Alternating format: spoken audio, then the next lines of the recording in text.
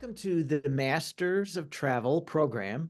I'm John Werner, president of MAST Travel Network, a network of over 100 or 200 travel agencies and more than 1,500 travel advisors, professionals helping travelers plan memorable travel experiences all over the world.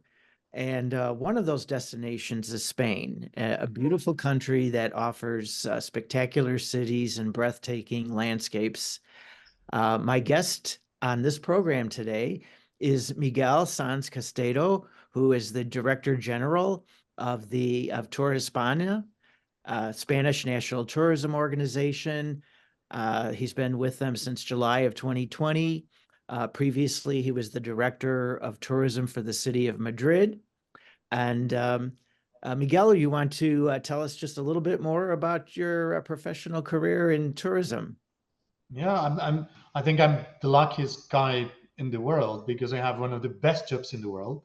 Um, since I was little, I really like to travel, and I really like to know places and to meet people from other places.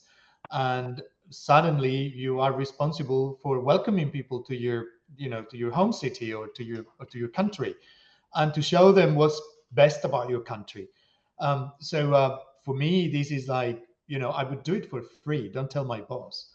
But it's a career that I have pursued. I Before that, I was doing marketing, and I have been working in some international companies. I've lived abroad.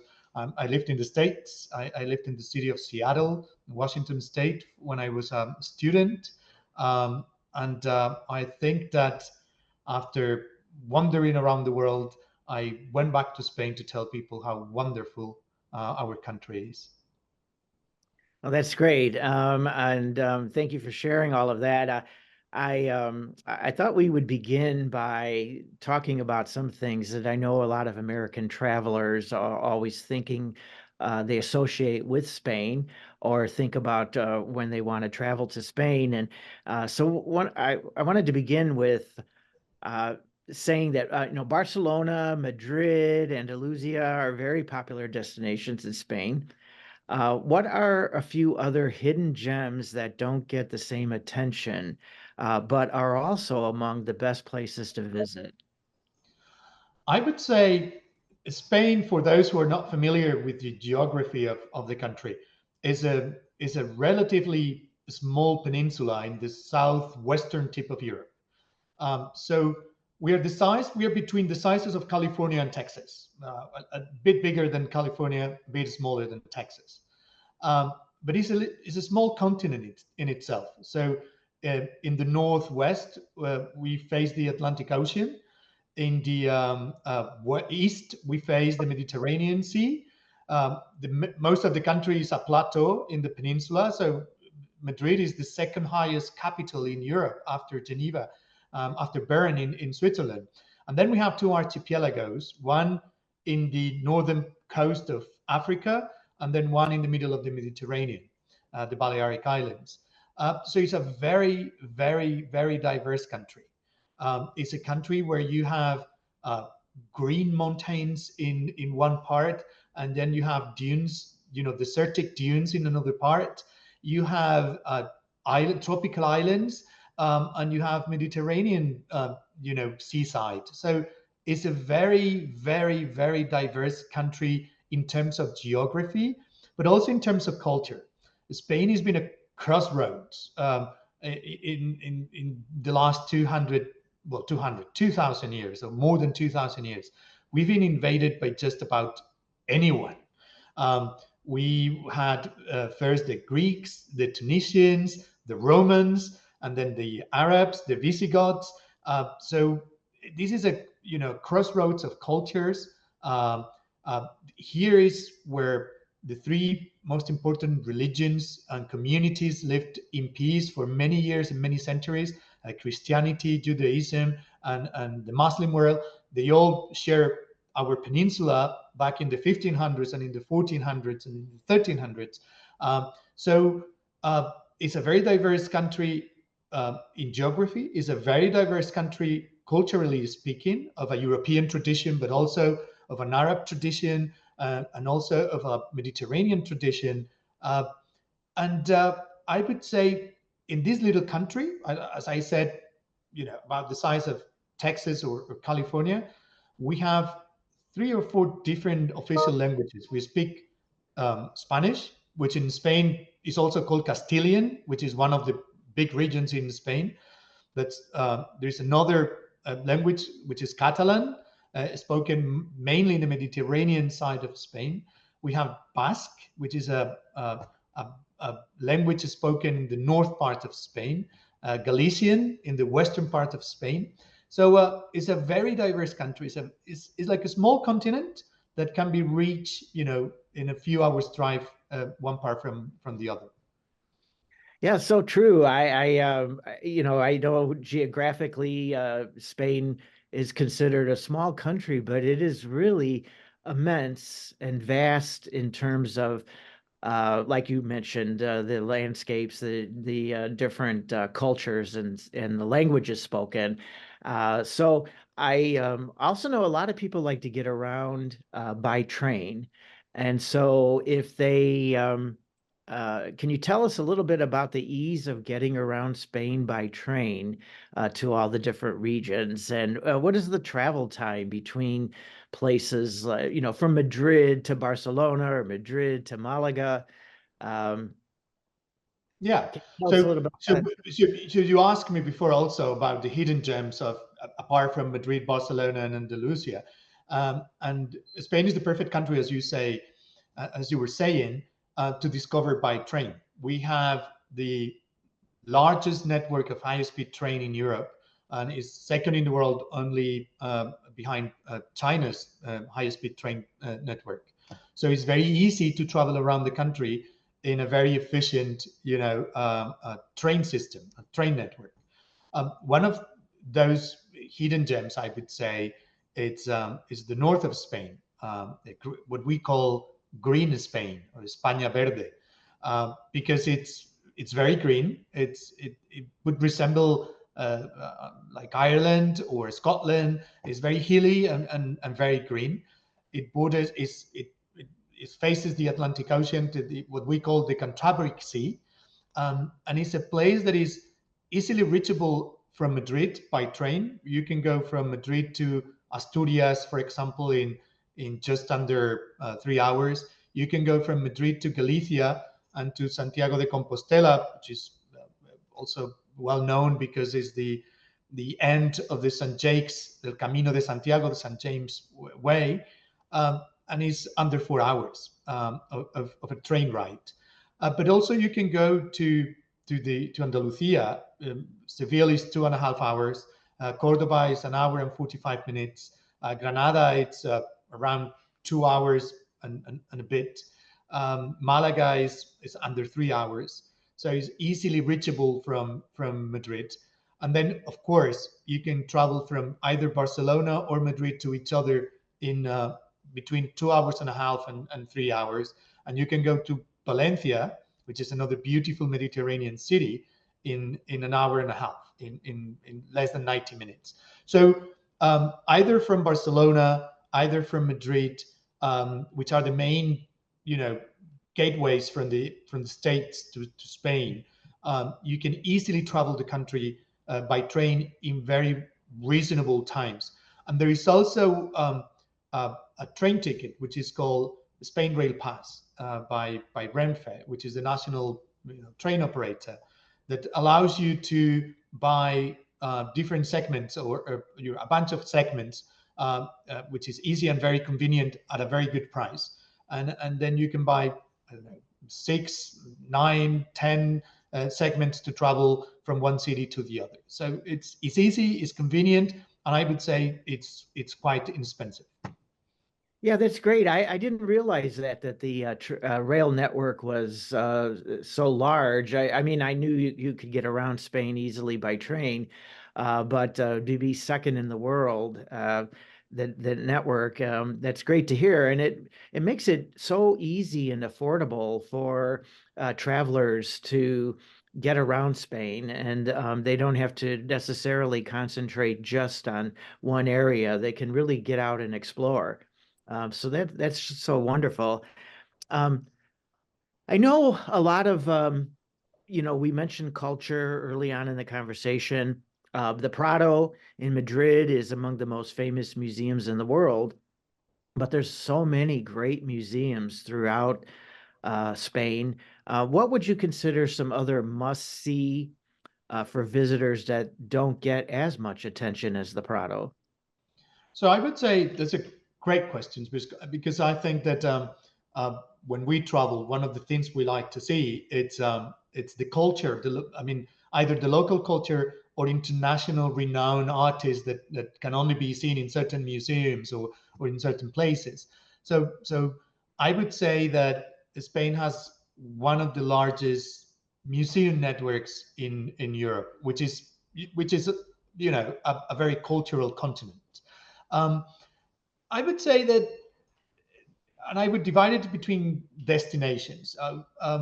In Madrid, of course, you have the Prado Museum, which is, it has some of the masterpieces of Western painters.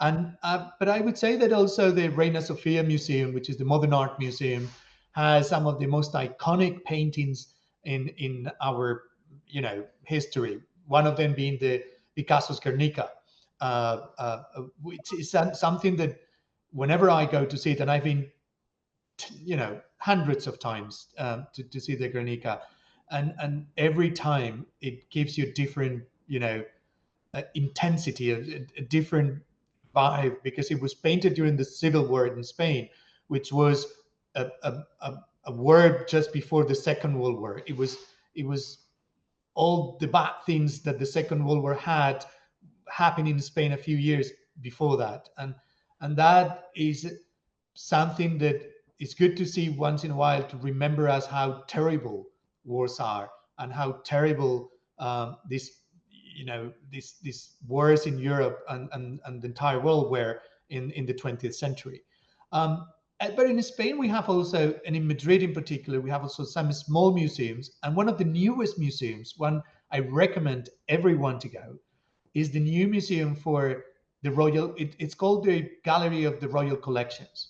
So we have the Royal Palace, which is a great piece of architecture, and it's one of the best buildings in one of the best royal palaces in Europe. But you go and visit the rooms, and the rooms are mainly empty. You see the architecture, you see the tapestry and some paintings, and what they've done is, with all the utensils and all you know the things that the royal family have collected over the centuries. I mean, we're talking over 500 years of the royal family collections, and they have built a new purpose museum to house and to host this collection. So you can see from the armory of Charles V to carriages. You can see the plates where kings ate from. You can see paintings. You can see toys from royal princes of the 1600s. It's an amazing museum, because those were household things for the kings, but they are pieces of art in itself. This is the things they lived around with, but they are small pieces of art. And this is something that I would highly recommend to anyone that comes to Madrid in the next few years. This is a museum that will have a permanent collection, but also a rotating collection. So you will see new things all the time. And I've been already. It's open less than a year ago, and I've been twice already, and it's a very amusing and it's a very entertaining museum, and you can see some of the best pieces of art that you can imagine. Yeah. Also, if you go to, for example, a city like Malaga in the south of Spain, Malaga has built some of the most amazing museums in the last 20 years. So they have built a branch of the Pompidou Museum in Paris. One of the branches of the Pompidou is in Malaga. and they share the collection. So you can see amazing pieces of art from the Pompidou Museum in Paris, in Malaga.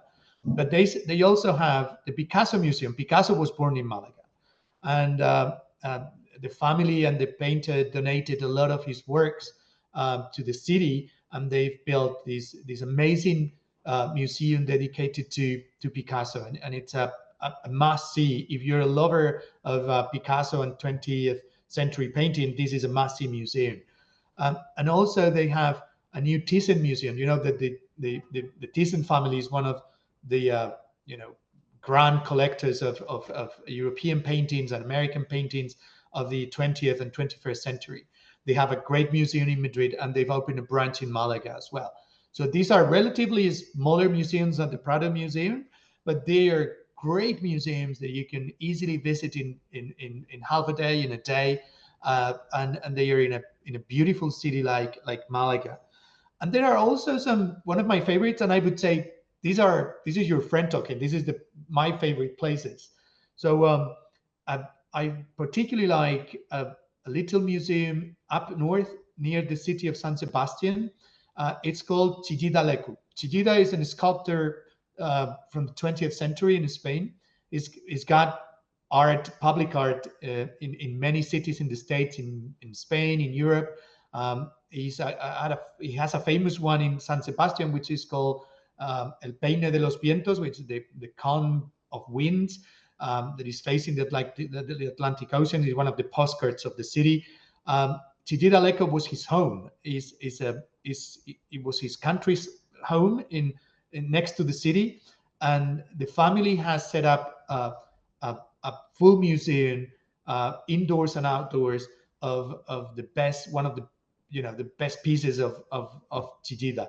And this is a place where you connect with the art, with the landscape, with the territory. I mean, this museum couldn't be anywhere else in the world. Is an international artist. I'm sure when people go, they will recognize some of the pieces, and they will recognize that some sculpture they've seen in their city is from Chillida. But this is where it all came from, and they will understand better the piece at home, back at home, and the pieces they see there, because they are very connected to the territory and to the place. So this is something that really connects the art to the place you're visiting, and I think that's very powerful. Or for example, you have a very small museum in the city of Cáceres in Extremadura. The city of Cáceres is a World Heritage City. It's by UNESCO. It's one of the best preserved medieval cities in Europe. It's a jewel. And this little museum is called the Helga de Alvear Museum. Is a modern art museum. It's artists from the 21st century, mainly Spanish artists from the 21st century. So you connect a medieval city from the 1200s, 1300s, and then you have this amazing museum. And these artists from who are alive, who are people that go to Cáceres once in a while, mainly Spanish, but also international artists, in dialogue with a city that has been there for the last 2,000 years. And it's a contrast that is, because you go to New York and you see these modern art pieces, and the MoMA Museum is amazing, but the city of New York is a modern city. But this city is, it's 2,000 years old, and it looks 2,000 years old, and then you're seeing all these pieces. So this is one of my favorite museums, and there are many others, but these are some of my favorites. Yeah, that's I had an opportunity when I was in Malaga about a year and a half ago. I went to the Picasso Museum. It was wonderful. What a wonderful time there. And so yeah, I realized that you can get around Malaga. It's a compact city, so everything is walkable. You can go from one museum to another. So, of course, when people travel, they want to try the local food and they want to have some memorable meals. So let's talk about the gastronomy of Spain and the foods that are famous in the various regions of Spain. Yes, and this is something that we as Spaniards, we don't compete. Spanish food is the best food in the world, period. This is something that we don't discuss with anyone. We compete among ourselves because Spanish gastronomy is very different from north to south, east to west. Even in the north, it is very different from west to east. Even in the south, is very different from west to east. So it's very different, and we do compete. Who's better? Is Catalan gastronomy better than Andalusian gastronomy, or Galician gastronomy? Is it better than Basque gastronomy? But we take pride in having um, very rich and diverse local produce. So I don't know if you all know that Spain is the biggest by far producer of olive oil in the world. The best olive oil in the world is produced actually in Spain. Uh, we produce some of the best wine in the world as well, and we produce we export most of our vegetables, legumes are exported to the rest of Europe. So in terms of produce, um, Spain produces more uh, than any other country in Europe, and many of those put together. So with those produce, what we do is we have an excellent gastronomic um, culture and history. Um, so if you go to the north, expect to have more sea-based gastronomy, produce, I mean, fish and even seaweed, and gastronomy based on products of the sea. In Galicia, in the Basque Country, in Asturias, in Cantabria, they are experts in cooking fish, all types of fish, because we, of course, have cod, which is a very popular fish, but we eat, I don't know, haddock, mackerel, sea bass, any type of tuna, of course, any type of fish. Um, expect very good also dairy products in the north, because we have a lot of cows in the north.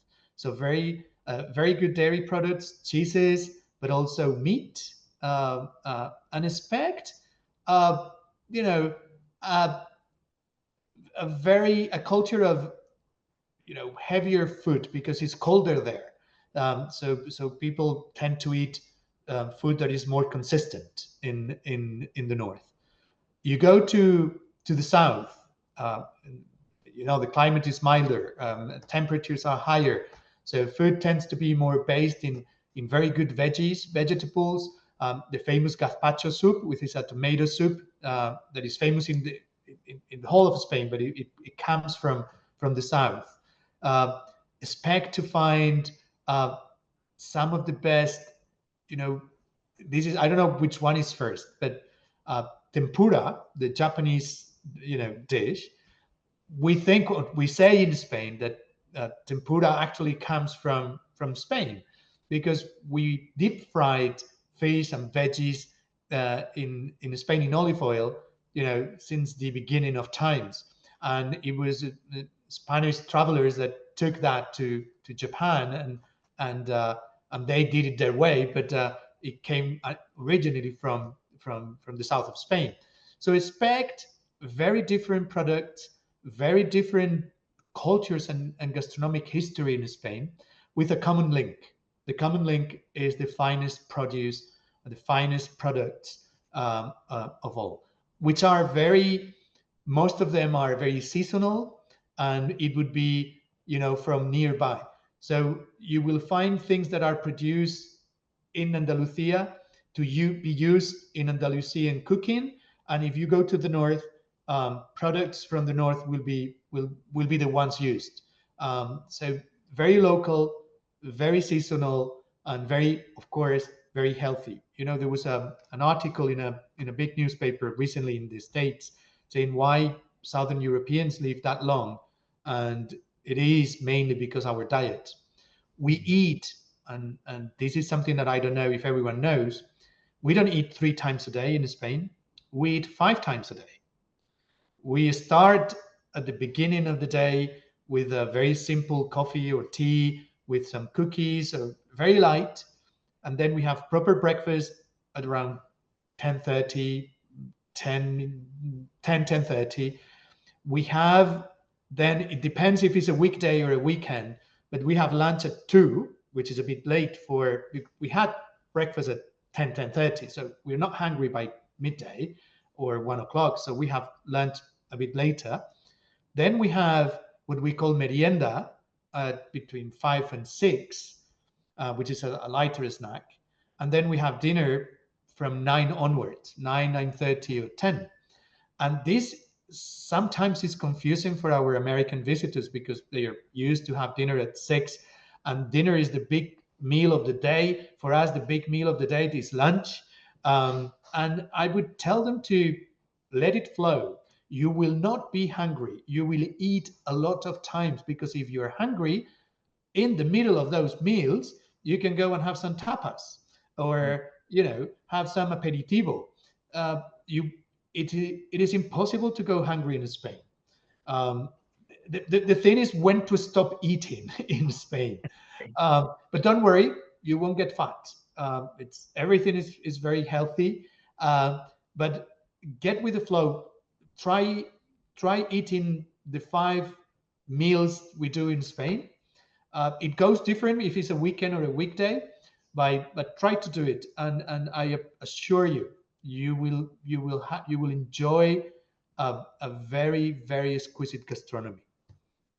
Yeah, I mean that's just so eating, of course, is one of the pleasures of traveling and of life in general. But I know a lot of Americans when they travel to European cities and of course the cities of Spain, they love the outdoor cafes and that you can find in some of the narrow streets. I remember in Seville, so many great places to stop and have a bite to eat, and in small places, but just fun to eat there and watch the people go by, walk by, and so a lot of great memories over eating. Of course, we were talking earlier in the conversation about the cultural diversity of Spain. And so, every year I know on American TV, they always talk about running of the bulls in Pamplona. And that's just one of thousands of festivals throughout Spain during the year. What are some other famous festivals that a visitor would want to experience? Well, I would say if there is a country that knows how to party, that is Spain. That is what we're famous for. Um, we are, I think, a culture of enjoyment. We like to have fun, and we like to enjoy ourselves and share it with family and friends. So life in Spain revolves around local festivities and local festivals. Um, Imagine every village or city or town in Spain has 2 local festivities in the year, 2 main ones, 2 official ones. But every village has at least 2. So it's the winter festivity or the winter festival and the summer festival. So every village in Spain will have a winter festival and they will have a summer festival. And those are the official ones. So, for example, in the city of Barcelona, they will have the summer festival is La Merced, which is they celebrate it's a Catholic tradition. It's in the beginning of September. They are into it now, but they will also have a winter festivity, and they will also celebrate, for example, the Day of the Rose, which is the 21st of April.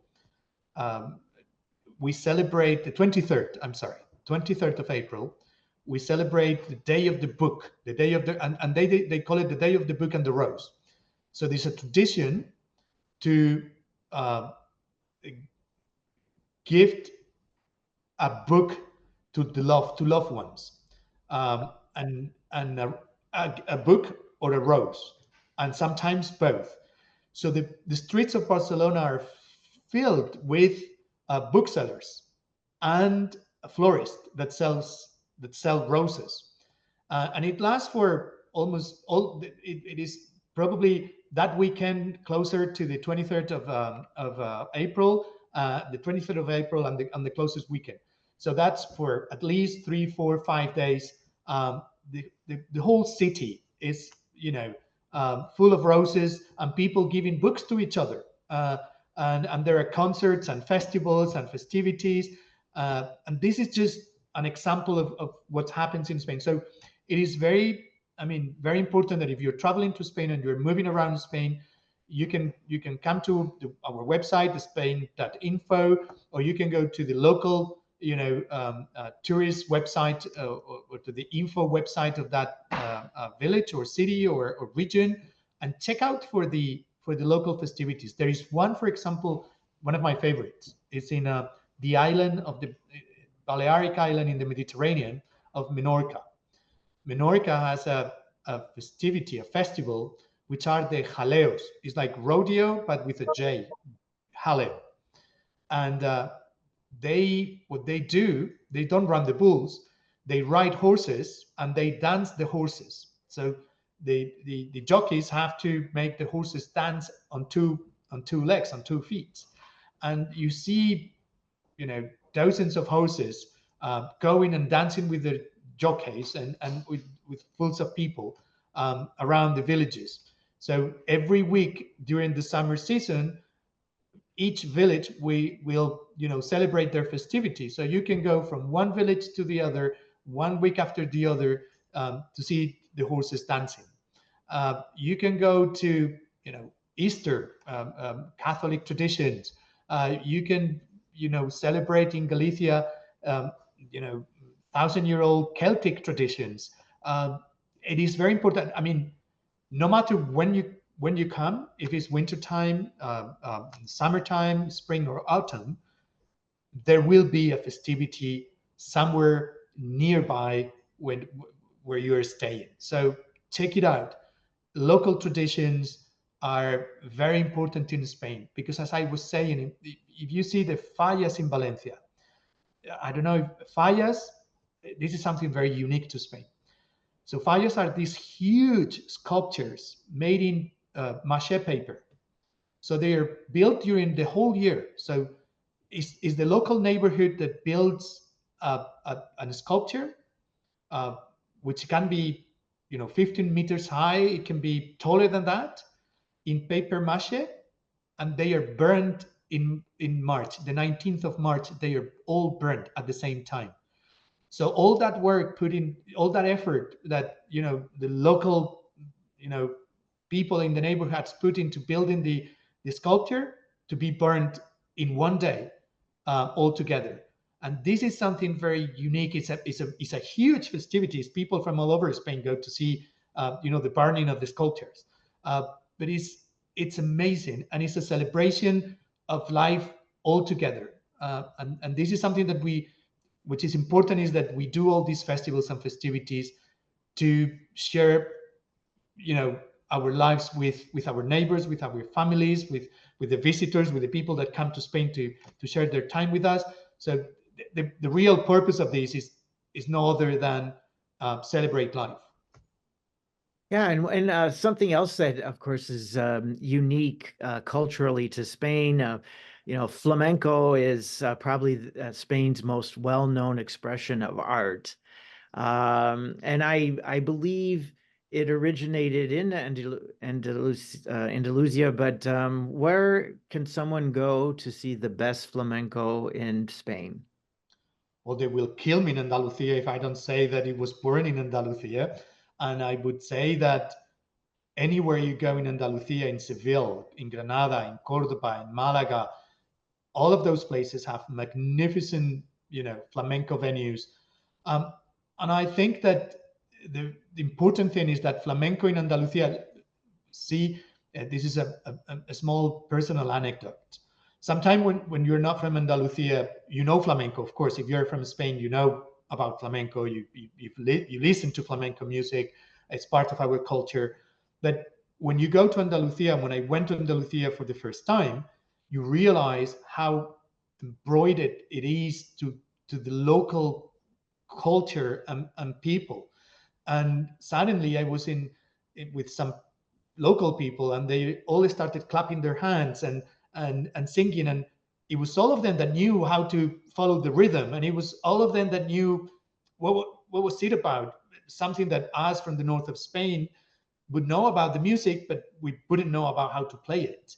And there, I would say that almost anyone can do the clapping of the hands and can follow, the tone of the music.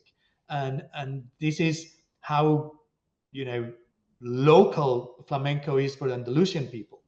But also Madrid, I would say, is one of the big capitals of flamenco, and some of the tablaos here, which are the venues where flamenco is played and celebrated every night, are many cathedrals of flamenco in the country. I would say that if you come to Madrid, it's not only for tourists. Also, I go regularly to these places to see good flamenco in Madrid. Barcelona has beautiful flamenco venues in the city. And one of the best, for example, which it was strange for me, one of the best flamenco festivals in Spain happens in Pamplona, the same place of the running of the bulls. And it is a summer festival, and it's a great festival with some of the top names of flamenco playing there every year, summer after summer. So it's mainly, I mean, if you go to Andalusia, you will find flamenco. If you go to Madrid or Barcelona, you will find excellent flamenco. But if you go anywhere else in Spain, probably there will be a flamenco, play a flamenco theater or a flamenco that you can visit. Yeah, we were in, continuing with the theme of art, and it was also mentioned earlier about the magnificent architecture throughout Spain. So, Americans know of Picasso and Miro and Calatrava, Gaudí, all, of course, world-renowned artists and architects. And of course, there are many others. But are there tours that make it possible for someone to walk in the footsteps of these great artists, to see their works of art, maybe places they live, their studios, maybe even try their hand at creating their own Picasso work of art? Yeah, yeah. I mean, that is a great, and I think that's a great thing to do when you're in Spain, because one of our claims when I was I was the CEO of Madrid Tourism for the city of Madrid. It was that it's not the same when you see Velázquez in the Prado, when when he's painting Madrid sunsets. You can see it in London or in Paris or probably in Washington in the magnificent museums of these cities, but in Madrid, when you go out of the Prado Museum, you're seeing the same sunset as Velázquez was seeing when he was painting, I don't know, one of his paintings 300 years ago. And you see, the streets he walked when he was painting his masterpieces. So the same for Picasso, the same for all the great artists that you were mentioning. When you're in Spain, to see their work in Spain is to see and to understand why did they paint that way, how this is related to the places they were born or they lived when they were alive. So there are many travel agencies and DMOs and DMCs that have these type of products of architecture tours of Spain, or even some of them even include visiting the artists, homes where they lived when they were alive. So you can visit Picasso's home in Malaga, and you can visit some of these people's studios. In Spain, for example, we have one of the most beautiful museums of Madrid, is El Museo. It's called Museo Sorolla. Sorolla was a great painter from the 20th century. He has paintings in New York and in many museums in the States, in France, and his house has become a museum now. And you can see his studio where he painted all these great masterpieces, and this is a unique experience to see where all these masterpieces come from, what the artist was inspired by, and this is something that I will really recommend. It's like going to a Spanish restaurant in, I don't know, in LA or Chicago or New York. I mean, the food is great, but then when you see, the territory where this food was produced, where these products were grown, it's a different experience. It's a more complete experience, I would say. Yeah, and so I know another thing that's on people's minds, of course, is when they travel, they want to be respectful of the local communities and local culture. They think about environmental uh, concerns or sustainability. And has been a leader not only in world tourism, but in sustainable tourism practices at a global level. What initiatives is Spain doing right now to reduce the environmental footprint of tourism? Yeah, what we do is, I think climate change is something that affects everyone, and all industries across the economy. It's not just something that involves travel related activities, and I think we have to act responsibly, whether it is, in the auto industry, or whether it is traveling, or whether it is, our disposal of and recycling of our garbage, for example. So what we try to do, at least in our organization, in the Spain National Tourism Organization and Tourism Board, is to inform travelers how they can travel more, responsibly, um, to our destination or to any other destination. For example, um, making longer travels, longer trips. It helps, offset the carbon footprint, because it is best to travel longer than to many places. If you know, go to a place where water is scarce, be responsible in the use of water that you do. Um, Consume local produce. Do so. We try to inform the traveler how they can have a more positive impact when they visit our destinations. Um, Also, what we try to do is to give peace of mind to our travelers that Spain and the travel industry in Spain is making everything that is possible to reduce the carbon emissions of their stay among us. For example, in Spain, more than 50% of our electricity is produced by renewable energy. So you know that every time that you're, putting on the lights, you are emitting half the the carbon footprint that you would be a few years ago, or in countries that only uses other type of energy to produce electricity. Or we are trying to develop, for example, high-speed train. High-speed train is a very low carbon emission mode of transport. So we have developed a very large network of high-speed trains to move around the country. Uh, and we are helping the industry, and we are helping the different destinations to transform their tourist offer to a more sustainable offer. Also, to have a more positive impact in the local communities. I think that tourism has been, since the beginning, a force for good in sponsoring peace. When people know each other, they fight less. In sponsoring economic growth, uh, tourism has been a very important tool to develop Spain economically. Uh, Almost 14% of our workforce works in tourism. So is a very important tool for many good things.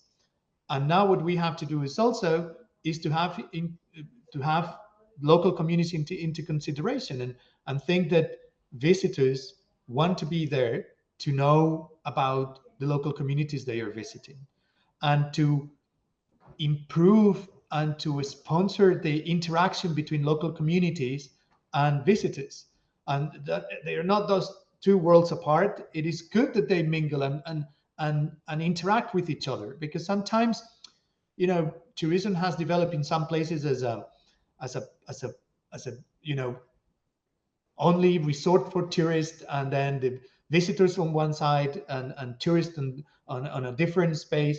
And I think that it is good that there is interaction. It is good that uh, both ends know each other and interact with each other. And I think this is good for many things, but it is also good for the development of a more responsible tourism, and a more sustainable tourism. And we have to take into account that responsible tourism and sustainable tourism always means a form of traveling that offers comfort and quality to the traveler. We cannot tell travelers, no, you have to do this because it's more sustainable, although your trip is going to be less comfortable. That is not an option. Travelers have to travel in comfort. Travelers have to enjoy their trip, and they have to be able to interact with local communities and to know about local communities. And local communities have to be able to enjoy and to benefit from the visit of international visitors. So this is something that we are working on in Spain. We have a long tradition. I mean, we are by far one of the largest uh, destinations in the world. We welcomed last year 85 million international visitors. So this is something that we know how to do.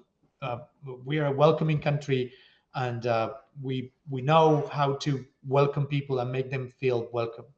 Uh, but we need to, because more and more people are traveling all the time, we need to do two things: is to tell people, okay, it's cool to visit, the famous destinations, the people, the places where everyone goes, but try yourself. Try to discover the places and the things you want to discover. Now, go to the places that everyone goes, but also try different things, because someone was the first one to visit some of the famous places. So I mean, Spain is a very safe country. It's an easy to travel country. Try we have excellent travel advisors in the States that have been extensively to the country. I mean, I'm sure that many of the people that work for and with MAST and with you, they've been in Spain extensively, and they know very many different destinations. Trust your travel advisor. Trust your advisor here in Spain. Try different places, and I think that this is a matter of getting used to venture yourself to different things. Yeah, I completely agree with you. What you said a few minutes ago about tourism, travel is a force for good in the world and world peace. I deeply believe that as well. I have one more question for you. Of course, we've talked on this call a lot about the reasons for visiting Spain and why people enjoy visiting Spain. As far as the American traveler goes, what would you say is going to really resonate with American travelers about why they should come to Spain?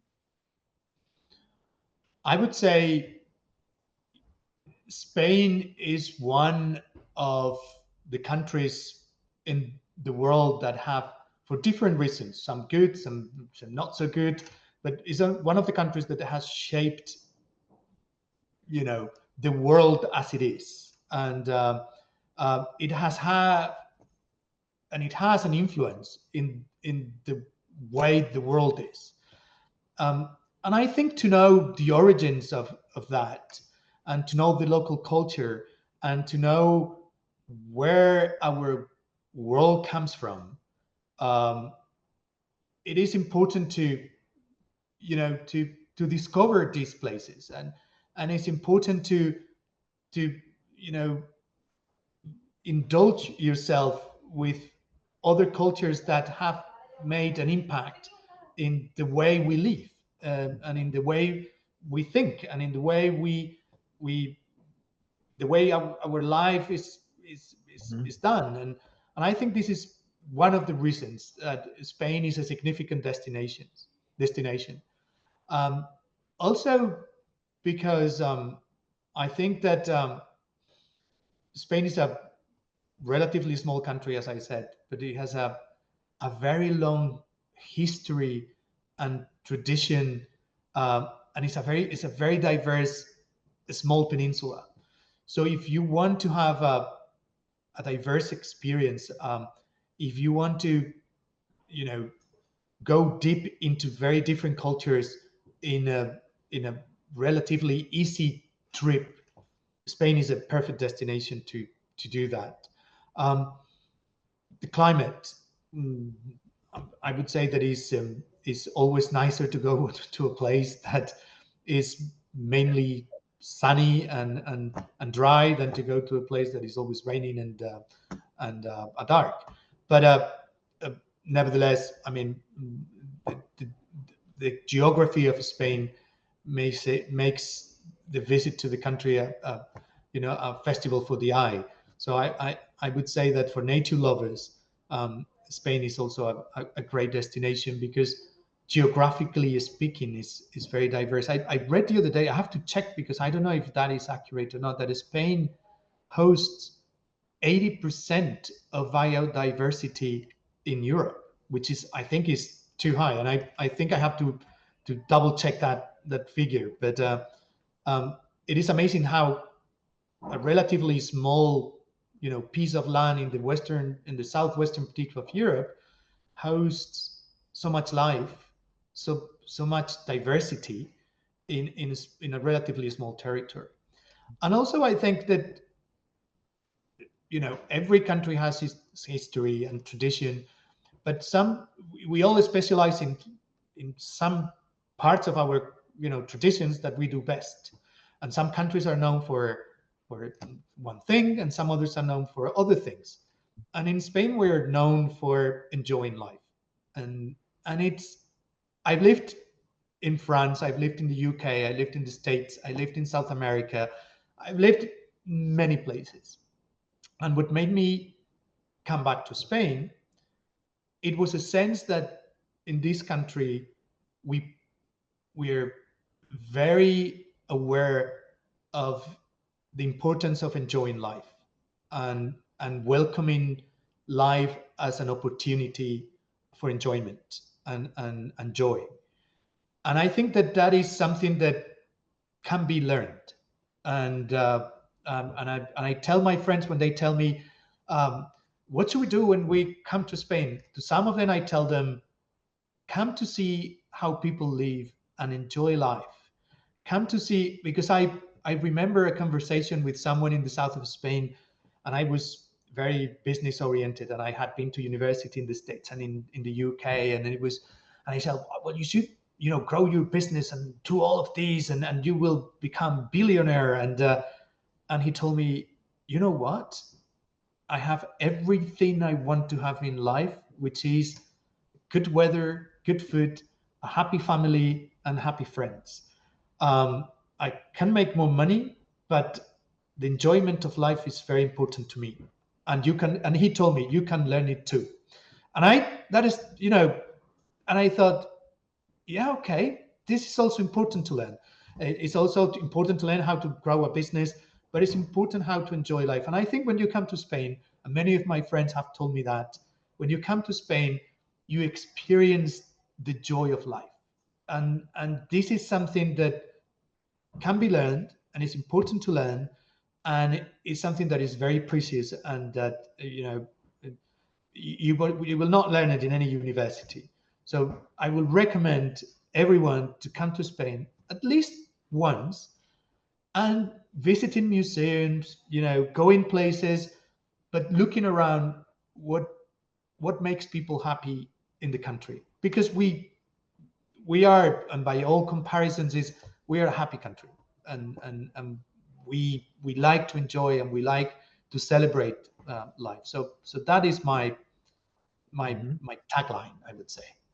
That's perfect. I think that's the very reason why Americans love to travel to Spain, because travel is also about enjoying life, and that's what they find when they come to Spain and they see people enjoying life and having fun at some of the things that you mentioned, and that's the reason why people travel. So it's perfect. Thank you Um, very much. Well, I thank you so much for our conversation. Is there anything else that you would like to add this morning? I would like to invite everyone to come to Spain. Um, any info or any help that we can assist with, just be. We have 4 offices in the States, in Chicago, Miami, LA, and New York. We also have a website, spain.info. Social media, you can find us there too. Um, any help that we can provide, we'll be very happy to assist. We enjoy assisting people organizing their trips to Spain, either if they are professionals or they are travelers. It's our job and we do it with joy. So anything that we can help with, just let us know. Well, thank you so much, Miguel, this morning, afternoon for you, but it's been a great conversation, and I love to hear your stories and learn more about Spain. I've been to Spain several times myself over the years, and can't wait to go back in the very near future. So, thank you again so much for spending this time with us. Thank you, and see you next time, probably in Spain next time. Yes.